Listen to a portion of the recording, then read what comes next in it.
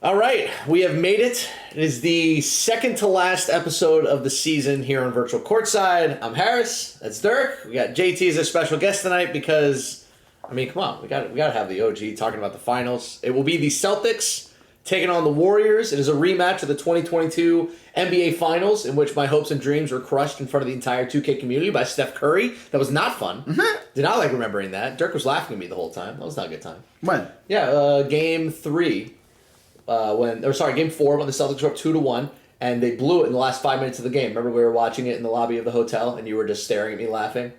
See, I remember these things. He doesn't remember, because Dirk's not a real basketball fan. It's okay. Celtics get the win tonight over the Cavs. Warriors get the win tonight over the Pistons. JT, since you are our special guest for the night, which series would you like to talk about first? I would like to talk about Pistons Warriors. Okay. Yeah. Here's my question for you. If you played Pistons versus Warriors, you played out that series 100 times. You just mass simulated it. How many times do the Pistons win the series? Out of how many? Out of 100. Out of 100 simulations, how many times do they win the series?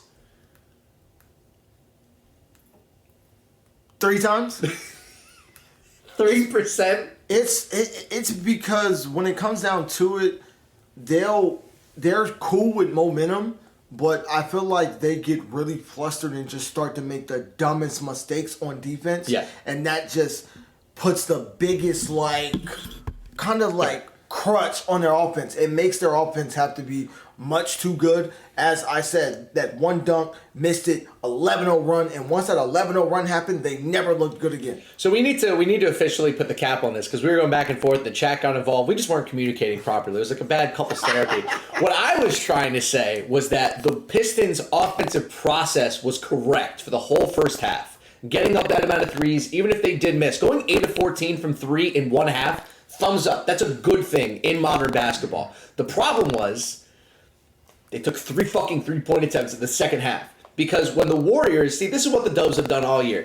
You'll punch them, they'll punch back, and for whatever reason, even if they're not winning yet, the team that just got punched by the Warriors loses their fucking mind and then completely stops what was working before. Happened with the Bucks in Game 1, happened all year, it happened with the Celtics in the turn, it happened against the Raptors in the tip-off. They all just stopped playing in a way that would actually get them to win.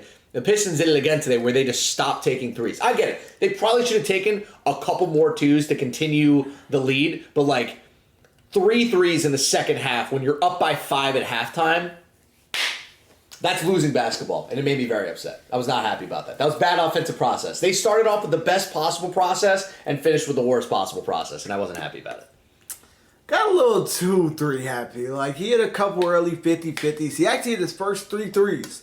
Never hit another one. His 4th 3, he could have won without. He shouldn't have took it. It was double-digit coverage, and then he missed his last 4. So he missed his last 5 threes, and that's all I meant. Yeah, you meant total game process. Yeah. I meant take that one dunk, go up 13. Instead, he passes off on it, throws it left corner, hit stick, they foul stick. Yeah. He gets a bad 3 on the right wing, smokes it, 11-0 run. The thing also was that, I look back at their losses. One of the losses against the T-Wolves, T-Wolves won 12 of 18 from 3. The other one, they went 12 of 25 from 3. And then the Pistons, when they beat them, went 12 of 19 from 3 during that overtime game. So, that was what was sitting in my head. I was like, okay, you need to get, at least 20. I wanted 24 to 25. I wanted a lot of three-point attempts. God damn. But they went away from what was working, and as the Warriors do, they dominated. So what you're telling me is if you're playing the Warriors and you hit 12 threes, you might win the game. Yes. That is really the only way that you can beat them. I don't know how. I literally, actually, you know what? This is the headline for the series. I don't think there's a way to beat the Warriors unless they miss everything and you hit miracle shots. I'm genuinely not sure how you're supposed to actually beat this team. So that's my question. Actually, to you, Dirk, you can answer this. How do you beat the Warriors? We got 3 of the smartest minds in 2K right here. I think, for me, from an offensive perspective, I think that there are times where Kenny got work can be a little bit aggressive and you can make them pay. There's times where, too, out of the rotations where, especially in the beginning, when you saw Ant have success, he had the 3-ball going because everyone was kind of overly moving. Nobody was truly stepping up high, but that's one of the adjustments that they always make. It's they'll let you get a couple threes. Okay, now we got to shift. And I think what teams don't do, because you kind of brought it up at that point with the Pistons, Once the Warriors get in their flow, it's like the other team's brain just fucking leaves their heads, and then they're like kind of scrambling. They malfunction. We never have anybody with the composure to change up their game plan while Warriors gaming squad is also changing up their game plan. We saw it with the Celtics in that game too, where they were getting blown out, but then they started to pick it up and they started getting momentum going their way because they were finally adapting, but it was way too late at that point. So I would say offensively, that's the way you crack the code. It's like you have to be as fluid as them, which is kind of shocking why the Pistons going on their drought because of how good they are offensively and how many like different options that they have in their bag of tricks that they would be able to. But as soon as they start to speed you up, it's like everybody just kind of forgets what they're doing. And then the Warriors on the offensive side, CB13 is like one of the biggest mysteries because he does have those games where he just goes out. It looks like he shows no intention of actually scoring the ball and will just hit you with like elbow jumper, elbow jumper, elbow jumper the whole game. Then he'll come out of another game and all of a sudden he's fucking 3-point hunting. He's knocking down every single three. But I think so much for them is one emphasis on the offensive rebounds. If you're able to cut down Nay's offensive rebounds, I think you immediately already have a fighting chance to go toe to toe with them. Cut down extra possessions for sure. Because like when you do look at the Warriors' offense, it's not anything truly special. They just play it basic. Like I've said this to JT many times. I've always preached this because that's what somebody told me back in season 1. The skill gap at point guard or now shooting guard is how well you can work the mid range. That is why Mom on That Man season 1 was so fucking good because he could just get into the mid-range every single time and just take those. And now you're starting to see it progress to where now it's like pull-ups and fades and all these different other options of scoring. That is who the best point guards are in this league. It's usually like how well you can work in the mid-range. But especially this year with Farming Green Machine, how quick that fucking pull-up jumper is and how quick you can get that off. They do it, him and Mama do it better than anybody else off the dribble too, not just like catches. I think that was a difference maker too. Like we saw Beast Move dribble a little bit, midi flares every single time. Mom will get the ball, do one fucking move, get into the mid range and immediately shoot it. So I mean, the only other thing you could do right there is try to smother them and make sure that your rotation to the bottom to get onto Nay is there. But it's so much easier said than done. Like I mean, that's what I'm saying. I think even if the Warriors don't win this title, I think that they're still the undisputed best team that's ever touched the 2K League. Even if they don't win the title? Yeah, 100%. Interesting. This team fucking beats the shit out of the Wiz. Really? Yes. Interesting. But this is all based on league build, though. It depends what league build they're playing. If they're playing this league build, Warriors beat the fuck out of them. I think what it really comes down to that if you go position by position, you probably go Warriors. Like I think I would take this version of CB13 over. I think what makes JBM the best player of all time is the combination of Season 3 or Season 4. I think I would take CB13's totality of his season over either of JBM's individual seasons because he wasn't that great during the regular season of either of those years. Once it got to the playoffs, he took off. But you'd probably take Mama over B-Rich. Kenny versus Awkward. It's DPOY Awkward versus Kenny. That's probably a push, I would say.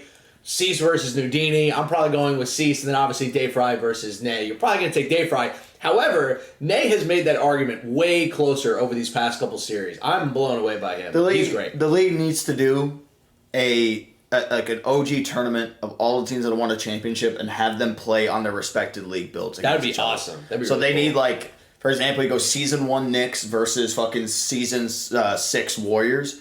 You'll play one game on fucking 2K18. You'll play one game here. Whoever has the biggest point differential, then you play them on the game 3 on their main title. That would be the ultimate test of 2K skill. It would be so fucking cool. That'd but here's crazy. the thing: I don't even know if they still have access to that 2K18 league build on. Well, Steam. the servers are probably off. I'm sure. Well, they were their own individual thing. They weren't actual like servers. Those were really? like those. That's right. It was LAN. We had That's the right. offline. We couldn't even play. What you have to download a whole separate program to play online and like put in a fucking code to get everybody in the same lobby.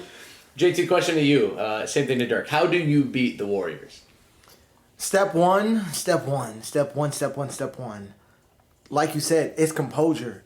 I feel like a lot of their defense is like fake stepping and fake swinging. I feel like Super, he wants to step, but not really. He wants to fake you out because he wants steals. That's all he ever wants. Exactly. So play with the screen well and just shoot. Because if you're a lock having to play both sides of the screen and he's not trying to step and you're trying to step on Patty Mills, best of luck to you. We see it happen with CB13. Back ends aren't stepping on him. Yeah. Even when he hits that mid-range, back ends are in the paint. It's multiple times Mana is in the paint while CB13 shooting a fucking pull-up front fade. That's not the way you beat them. I feel like a big thing offensively is forcing that slip and baiting them how they try to bait you. You can bait them the same way. Like CP13 is shooting good 50-50s, but at the same time it's 50-50s that is a 2-on-1. Him, Nate, and a lock. It's not 50-50 with him, Nate, a lock, and a back end. They aren't respecting him in a way. Going back to game 2 of the turn, all of those threes he hit. CB13, Nay, Tazo. Nobody else. Not Crizzy, not Cole. It's 2-on-1 to where he's getting like a little hip check shooting the ball. It's like it's just not enough pressure on them offensively when they just are guards that need momentum to play with superb confidence. This is going to sound dumb. I think my biggest problem with the way the teams have been approaching the Warriors this year is that they're approaching them with a lot of ego and thinking that they can play their version of ball and beat them, right? Like we're going to play our game and maybe we'll take them out. Like you can't beat them playing conventional basketball. Like you can't. They're the best team in the league. All 5 guys are probably the best at their position right now. Like that's why I was so angry at the Pistons, because they came out and did something truly unique. They were like, okay, we have a game plan. We're sticking to this game plan. Do or die. We're going to take a shit ton of threes, and if we lose doing it, oh well, at least we stuck to our game plan. But it's like none of these teams have discipline when they go up against the Warriors, and it's an ego thing. Like if I was going up against the Warriors, I would throw some of the craziest defensive looks that you've ever seen at them. I would play all 4 dudes incredibly high up on the 3-point line. I would switch absolutely everything, and I'd leave the paint wide the fuck open. You want to take as many 2s as you can? Go ahead. Take your fucking 2s. I hope that Nate has 38 points and he's 19 of 19 from the field. I don't give a fuck. 38 points is 38 points. I can get that back on the other end if I'm taking enough threes. But instead, nobody changes the way that they play to go against the Warriors. They just stick to what they know. And since the Warriors are so good at just ripping teams up game plan-wise, the series is almost over by like the ends of the first halves of game 1. So, like if I'm the Celtics tomorrow, just throw crazy different defensive looks at them. Play super high. Have Colt play at the top of the key just to get his big wingspan out there. I don't care. Like, do something different, because all the conventional 2K shit, every single conventional 2K defensive look that they've shown doesn't work. Every single conventional 2K offense that we've seen tried against the Warriors doesn't fucking work. The 5-out doesn't work. Basic pick and roll offense doesn't work. You're just going to lose. Unless you get insanely lucky and Mama goes 5 of 14 from 3 like he did in that game against the T-Wolves. Like, I don't know. It's kind of an ego thing, but it's also just like, show me something different. Like, at some point, somebody needs to fight back against them without one hand tied behind their back. Like, grow a third fucking hand out of your chest. Like, I'm telling you, like, put a little radiation into you and just start whacking around with your chest hand. When people do try something different, they show their hand at the very start of the game, and the Warriors adjust, and then it's just out of the window. Yeah, it's very. That's honestly why, like, as much as I did choose the Celtics to win, I am a little bit bummed that we aren't going to get the Cavs in the finals, because if there's anybody who'd be able to come up with some really creative shit to take this team down, it probably was going to be Mike. And now he's not going to get that opportunity. Speaking of, let's talk about Celtics taking on the Cavs. I think one thing that we haven't talked enough about with the Celtics team is how good they are on the big stage. They are now, I believe, 5-0 on the big stage going back to the turn, because they played a full series on stage and they only got like a 1-gamer, and then now they've won. They just beat that Cavs team on stage in 2 games. Like they've been great on stage. 630 has been awesome. I think Lecce might be the greatest development story at point guard I can remember. I cannot remember a guy who was like, he wasn't even a point guard last year. I mean, he was playing shooting guard for FT, and then he comes out. Is he the second best point guard in the world right now? I think so. Who's ahead of him besides Ant? Sorry, third best. Ant, CB, Lecce. Who would be above him? Antoine Love? I think Lecce's playing better ball right now. Yeah, Lecce's better than Antoine Love. It's crazy. Well, we've said that at the start of the year, that Lecce is better than Antoine Love? Hell no. Hell no. But they come from the same camp, so like did they actually? They play very similar. They have similarities. But Lecce fucking loves 3 hunting, man. He lives for it. He absolutely eats up people from 3. All right, Celtics Cavs. Real talk. When the Cavs were up in Game 2, we went into halftime. Cavs were up by 2. Were you confident at that point that they were going to close the series out, or did you guys still think that the Celtics were going to come back? Because I was, honestly, when they came downstairs after Game 1, I thought that the Celtics were going to win the series, just because I picked them in 3. I figured that on stage would be done. But you guys seemed very, I don't want to say pro-Cavs, but you guys seemed very impressed by what the Cavs were able to do. I was still just angry that, like, nobody was playing them straight up and they kept trying to do cute shit. So what did you guys think of the Cavs heading into, I guess, the second half of Game 2? Wasn't it them going to the second half? Didn't they have like a good lead? It Yeah, wasn't they're up just by 5 or 6. I think it was like 35-30 or something close to that. I don't know. I think there was when you were asked us like if they're gonna close. I think it was going to the fourth quarter. JT was like, "Oh yeah, like this shit." He said he's standing up for the final 6 minutes. Yeah, like it's done. bro, like if we've seen this Cavs and like when you don't have a point guard, like again, like that's one of my big stories ever since he came into the league and moved to point guard. I was like, an Antoine-led team at point guard will never win a tournament. It's never going to win a championship. Now, while they did make a great run, it wasn't because of him. It was because of everybody else on his fucking team doing everything possible. So, anytime like they're playing and just kind of knowing that if for some reason if TB starts to miss some of his shots, DJ, or like they start to get some rebounds on Slaughter, they're going to come back. I thought the Celtics were going to come back in that. I think that it's a lot different when you're upstairs, when you go down the stage. I think it gives you a different like energy source, and the Celtics have played pretty good when they've gotten onto stage as well. So I didn't really have any concern. Like once the Celtics had a 2-possession lead, it's like it's going to be done. There's no way the Cavs can come back from down that much. JT, true or false? A team that is winning in spite of their point guard will eventually crumble. True, because at some point you're gonna make them show you. It was always my Achilles heel with the bad Bucks. At some point, like look at Mama, Dimes in that sound and sights, whatever the fuck it's called. He said, "You're close." CP, Sights and sounds. CP, it's playoffs. Do we not know this? Yeah. What are you telling me where I'm at for? Mm-hmm. And then, Mama, you're gonna have to win the game.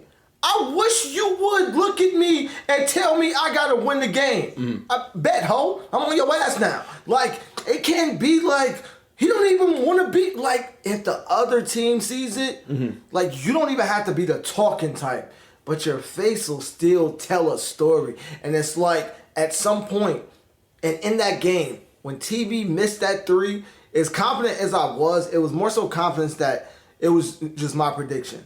When TV missed that 3 to put them up 11, and they went on a 9-0 run, yep. I knew they were in trouble. That was it, yeah. That left wing, I'm like, bet, that's big. He gonna green it. He smokes it. 9-0 run, tie game. Honestly, the thing that bothered me the most was that the game plan that the Celtics had against the Cavs in that Game 3, where they're just like, all right, we're just going to play wings, and you're going to have to beat us, Antoine, off the dribble. What made me so angry is that, like, I'm not going to claim to be like the number 1 basketball IQ guy in the league. I just don't understand how that wasn't blatantly fucking obvious to every single team that played the Cavs this year. Or at least throughout the playoffs. Like, if you're the Wiz, how in the world do you let their front court score against you like that for an entire series? If you're the Heat, you're on stage. How are you letting them just get into the paint over and over and over again? Just make Antoine beat you. And it was shocking that none of these teams figured it out. Then the Celtics, like, as if the great gods of basketball came down and whispered to them and said, hey, make their point guard beat you. Like, it seems like such a simple thing, and yet nobody was doing it. And you know, I talk too much about the Celtics' actual NBA team. That's how the Celtics won the title. They just stayed out on all the shooters, and they said, all right, Luka, you're going to have to take 4 quarters and beat us. By the time the middle of the third quarter came around, he was exhausted because nobody else on his team was doing shit. And that's why it was so strange seeing everybody's game plan against the Cavs this week. Like, they weren't running a complex offense. They were running a very basic defense where they were just shrinking the floor. They were spreading and shrinking depending on who had the ball. And then again, offensively, it was just slips to Slaughter, corner passes off of drops, and then Killy would be wide open from like the deep wing and hit all these crazy shots, and nobody found the antidote for it. And then finally, the Celtics woke up and actually played some damn defense. It was a very frustrating week watching teams go up against the Cavs. But also shout out to Cleveland, man. Like, They outplayed both the Wiz and the Heat, and seeing the Celtics be able to kind of, again, Uno reverse card them, maybe even more impressed by their run. That, like, they just wouldn't be stopped, and then the Celtics finally dropped their nuts on him. If the Cavs had Dynasty instead of Antoine, do you think they'd play better? Nah. I think in order to win that series against the Celtics, I think they needed somebody in order to win that Game 3, they needed somebody of Leche's level. Because when Lecce is shooting like that and Tezo's fucking 6 of 6 from 3, you just kind of need somebody who can play a little hero ball, and they didn't have it. I'll be honest. Since I was a player, I'll tell you. Outside of the game smarts, inside of the game smarts. 2 completely separate things. In the actual game, league players are not as smart as you actually think they are. Oh, I don't think so. And if you want the prime example, I'll give it to you. Heat Check Gaming. Leche had 30 points before he got his third assist. They didn't step on him. They let him shoot 50-50s over and over and over again. How does it take you 30 fucking points, 1 miss, 9 of those, or 8 or 9 of those are threes? Why does it take you so long to step? That shit is obvious. It's so much obvious shit, but when you're in that moment, a lot of them just are not like, it's almost like the game is blurry. When it's so fucking clear. It's cool. That's the thing. That's why. So I don't know if you guys have noticed this week, but like I've tried to go really deep into like basketball and like adjustments and stuff in game. Mostly because I'm hoping that teams will hear me and start doing the obvious shit. But they still don't do it, despite the fact that we're talking about it. And it's blatantly obvious to us. It's blatantly obvious to everybody in chat. But for some reason, the 5 professional players and the coach out there like just can't put it together. It's another reason why I have a ton of respect for the Warriors, because they always figure it out. You can't get anything past them. Whether it's Josiah or Len, Rustin, or the 5 goddamn coaches that they have playing on their damn team, like you can't get anything past them. But I feel like a lot of these other teams, it takes them so long to adjust. Even that Celtics team, who I think have 5 really good players, and I think Rico's done a really good job coaching this year. Even they took it. It took them 3 games to force Antoine to beat them. It's a very strange series, but man, at the end of the day, shout out to Tezo. We have been giving him so much hell for years about how dog shit he is offensively. He is literally one of the worst shooting locks ever. And then this year he's like, bet, I'm gonna be league average. And then tonight he had, he's probably gonna regress to the mean a little bit tomorrow. But man, tonight, I think that was the most impressive game I've ever seen him play. He was dogging people out. They kept cutting to him on the broadcast with camera. He had this mean mug look on his face. I was like, is that Tazo? Look at the mug. He was going crazy. I loved it. It was fun. It's so funny, like, our expectations are set because of how bad he was offensively that we're praising him for hitting open jump shots. Yeah, but he never could. Hitting open jump shots from both corners. That was the most impressive. That was like, crazy. Oh, shit. And outside the corner. Yeah, he had a couple flare-ups, too. I was very impressed. I've seen some guys that like will go from, even when Timely Cook, on the Season 3 Raptors, he would be on the left side. That motherfucker would get to the right. He could not shoot for shit. But then he would go like up at the top of the arc and stuff. It'd be money. But for some reason, that right corner... That was like Reese mode, man. He just like, and it was weird. He like couldn't shoot from the corners, but you gave him the ball in like the left wing or the right wing deep, and he would hit it from like every single distance. That was fun. All right, anything left to say about Celtics, Cavs, or Warriors, Pistons before we preview the finals? Nah. That's my AT&T sticker. If you want to give that back, thank you. I need that. Kenny's gonna kill me. This is like my 3rd one. Doesn't even show it on camera. It shows like the fucking top. I wish I could just plaster that on my MacBook and I use my MacBook. I'll put it on my fucking forehead at this point, man. I'm sorry to use the iPad, man. Like, goddamn. But it's really just when it comes down to it, what I'm really starting to see is people just gotta know what moment you're in. And like I feel like that's what the Celtics knew tonight. Yeah. Once the Cavs came home, which made it downstairs, which made it so interesting. Their higher up who messaged me last night about the conference finals thing. He came and shook my hand and he said it sucks that we're upstairs. We're a stage team. I didn't see that when they came downstairs. I didn't see that. They have 2 stage players. Well, actually, I'll give him 3. Killer was great tonight. The front court's really good. But it's, I also thought Shifty was kind of bad tonight. I thought that was the worst defensive series he's had in the playoffs so far. That game 2 and game 3, Leche started to have him on a string, and it was really starting to hurt them defensively because Leche was starting to get badge, and because Shifty was getting killed off the dribble, they kept having to hedge with the second guy, and 630 was wide open for so many times that entire game. So I don't know. I feel like his 5 steals kept him in the game. I'll admit, on ball he could have played better, but he did have a couple good strips. Now that I think about it, yeah, right. like the 5 steals he had, like kept him with some kind of life. But that's the thing. At some point, from experience, I'm telling you, on that stage, it's gonna hit you to where it'll bolster you upwards, or it's gonna hit you to where it's like, damn, man. And they looked like that in games 2 and 3. Damn, man. Damn, we lost. Like, man, it's not working. Like, and just, I seen it. Like, in the creativity on offense, there was none. Yeah. 0. And I'm like, why? like, they're making you beat them Where the hell is the playbook? You want to know why they have no offensive creativity? Because their point guard can't break anybody down off the dribble. And what's crazy is that used to be Antoine's thing, is that he could break down people off the dribble. But like that game 2, the second half of game 2 and game 3, it was a struggle. It was a struggle fest. I don't think so. I feel like he broke them down tonight. Really? I feel like he broke. If we go back and watch game 2, 3 for 10, I think 1 for 6 from 3. 4 or 5 of those was open. He was dribble canceling, getting wide open. Dude, he had I think the worst shot of the playoffs where they were down, I think 4, and he took that air ball 3. It's funny because they got the ball back and they passed it right back out to him, and he hit that shot, but like that was ugly. Oh no, 100%. 100 was like the chat was like, "Are we serious?" That like was bad. But it was like he had his times, but it's just like I feel like the lack of creativity really messed him up because it's like at this point, okay, they're saying our wings can't or our corners can't score. You can still involve corners. Corners can set off balls. Corners can set an off ball wing cut. Yeah. It's plenty of creativity you could do that, and I seen nothing tonight. Last thing on Antoine, then we can get to the finals. I think the part that frustrates me the most with him is that, personally, I think he could be one of the 5 best locks in this league. He's a great catch and shoot guy. He's an amazing on-ball defender. He does a really good job of getting steals off of guys.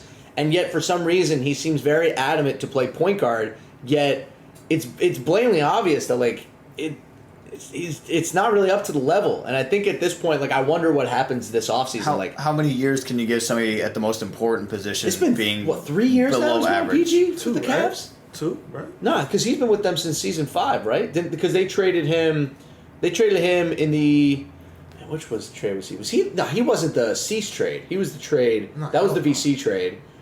I think he was season 5. I think he was the Cavs point guard in season 5. So season 5, Because that's when they got one on the team. Season Yes, 5. that's right. Yeah. When they were in the ticket, you're right. All right, let's transition into the finals. Celtics taking on the Warriors. Rematch of the turn. The Celtics played the Warriors probably as well as we've seen anybody play them on stage, maybe besides that Bucks team in that game 1 of the playoff series.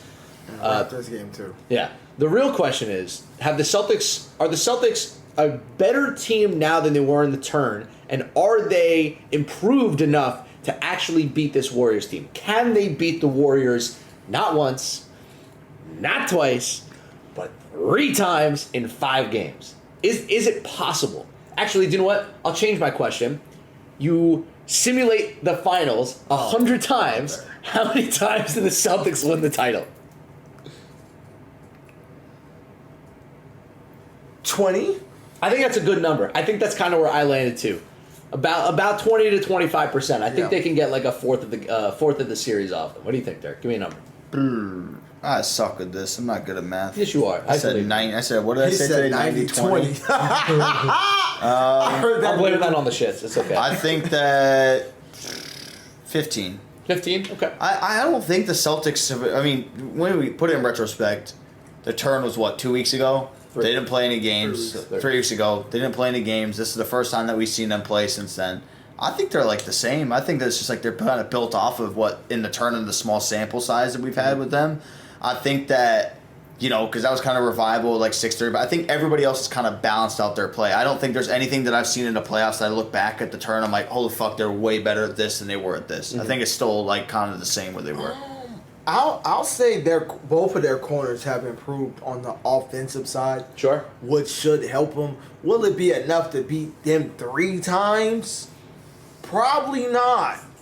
But their corners have definitely improved more in this little playoff run. I also think, to me at least, I think Lecce has improved since that Warriors series. He seems to have hit an extra gear of knowing how to control the tempo of games that I don't think he quite had in that Warriors series. But in the second half of Game 2 and Game 3 in that conference finals, I think he kind of unlocked another level. Like, I saw something out of him with the way that they were controlling the tempo, the shots that he was creating for others, the shots that he was creating for himself. Like, he was doing it to a level that no defense in the world was really going to be able to stop him. You could have been able to slow him down a little bit, but I think he's hit a level where I don't know if they're going to win this series, but I think Lecce is single-handedly going to keep them in it. Because also his chemistry with Colt at this point is unbelievable. Like, it's really special. So All right, we're at a half hour. It's midnight. We all got to go to bed because we got to be up early tomorrow. 6:30 and Cole play together in HG. They played together for a long time. Right? Oh yeah. Oh yeah. Oh yeah. They played back together when I first started scouting the draft back in 2020. I actually think, correct me if I'm wrong, I think they were on the same Pro-Am team in Vegas during the. Were they on the same pro team like even before the league? No. No. That HG team, if I remember, was Radiant, 630, Colt. Yeah. Fuck, who's the other big man? They had two centers. The guy. Well, they had the guy that like never got to the league, right? Who was it? Ban. Bam? Was Bam the 2 on that team? The guard? He played with Cole, didn't he? Yeah, but he's a guard. There was a second big that Colt played with. They were both centers. I don't know if it was DJ Money. Well, actually, yeah, I think he's right. I think it was Bam at 630, not Radiant. Damn, I remember a version Radiant of that wasn't team. the start when the game dropped. Yeah, Radiant And I don't think he eventually stopped. played with them. I don't think he kept on playing Pro-Am like that. Oh, the other big is going to kill me because I remember Colt was playing the 4 Was it for Glow? that team. It might have been Glow. Yeah, it was- It might have been yeah, Glow. Yeah, because because Colt got Colt's drafted as a power power forward. forward. Yeah, Colt got drafted as a power forward. All right, let's go around the room. Give me your guys' series predictions for tomorrow. JT, go first. I'll take Warriors 3-1. Warriors in 4. Okay. Dirk. Warriors 3-1. Warriors 3-1. My hellacious and absolutely unbearable Celtics bias is forcing me to say Warriors in 5. Man, what the hell, bro? I think the Celtics- What did you see today that give... First off, that's the thing, too. You're saying Leite has improved. I think you got baited. I think you've He's seen so good. He's so good. really lackadaisical Cavs team that had no fight, and you watched them pick them apart in Game 3. I feel like when they lost Game 2, they came in Game 3 and laid the fuck down. I just think he has this extra level of IQ that we don't really talk about because he's so quiet. And like obviously we go into listenings, we hear him talking a lot, but like, man, he has a really, really next level understanding of the game. His court vision is shocking to me. Like the timing of some of these passes, like his ability to break down defenses off the dribble. I'm blown away. It's one of my favorite point guard seasons I can remember because like I thought he would be fine this year. I didn't think he'd be like one of the 3 to 4 best guards in the world. Like I'm shocked by that. I had him at top 6. He was top 6 last year. Really? Yeah, he was just quiet. They sucked. They did suck, yeah. That's true. So he's just like quiet. And when I say baited, I'm not saying I do love his playmaking. Like I said on the show, I told you the difference was him playmaking because he came in this year like it's the Leite show. 6:30, you're gonna spot up, sit there, look fucking pretty, watch me do my thing, and that won them nothing. And they kind of struggle on defense, but I feel like as good as he is, how good he'll have to be to force a 5th game, he's going to have to be heat check game in Game 3 on stage good. I think in order for the Celtics to win this series, they're going to have won 2 games out of 3 by the time we get to Game 4. They're going to have to be up 2-1 in the series. Because if they're down 2-1 in the series or down 2-0 in the series, it's over. Because they're just not going to be able to win 3 straight. They're not going to be able to win 2 straight. They're going to have to win. They're going to have to probably go win, loss, win, or loss, win, win. Like they're going to have to win Game 3. If they lose Game 3, it's series over. So I think if the Celtics can win Game 3, I think they'll push it to 5, and then I think the Warriors will win in 5. Somebody has to push this Warriors team to the edge. They can't go the whole season and not be pushed to the edge. Somebody has to fight back. Please, somebody fight. Put up your goddamn hands. But I feel like teams have to, like, dude, I think you underrate how close the Raptors came. I think you truly underrated. Bro, Antoine was 1 of 13. That's they my were point, never though. close. That's my point, though. They were never close. How was this single digits when he had that stat line? It was not close. Because CB was also like 2 of 13 from the field. My point, though. What are the chances that both of them are going to be like 3 of 28? That's my point, though, but that's still close. Like that shit went to OT. They didn't look dominant until OT. That's the 5th quarter. That feels like one of those games, one of those situations where you look at the spectrum of what could happen in a 2K game, and it's like all the way at like a 0.05% chance of both of them shooting like 20, like When it 2% happened, it took them till the 5th quarter to look like the better team. The 5th. It's only 4 in the motherfucker. It took them 5. They were sick in that 4th quarter though against in that game too because the Raptors started to get going a little bit and Synthesis was getting going and they just absolutely shut them down the stretch. That was a fun closeout.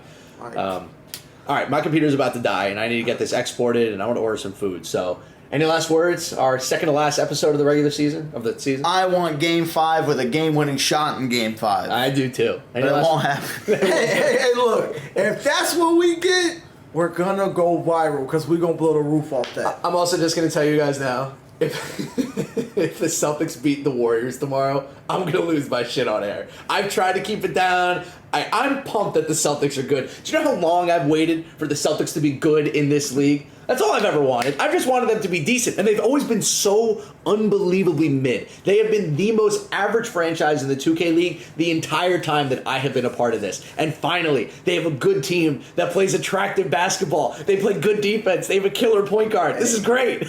Hey, I'm They're telling good. you, you do that, they gonna kill you. You've been pro Warriors all day. I've been- They're I'm gonna so fucking pro kill Warriors. you. Ain't nobody been more Dude, pro Warriors than you. I have been stroking that Warriors team, I've been man. telling you they're human, they could lose. No, JT style. Like, you do that, oh my God, you're gonna die in that chat tomorrow. All right, let's close it out there. Warriors Celtics, 3:15 p.m. Eastern Time tomorrow for the finals. For Dirk and JT, I'm Harris. See y'all tomorrow. Bye.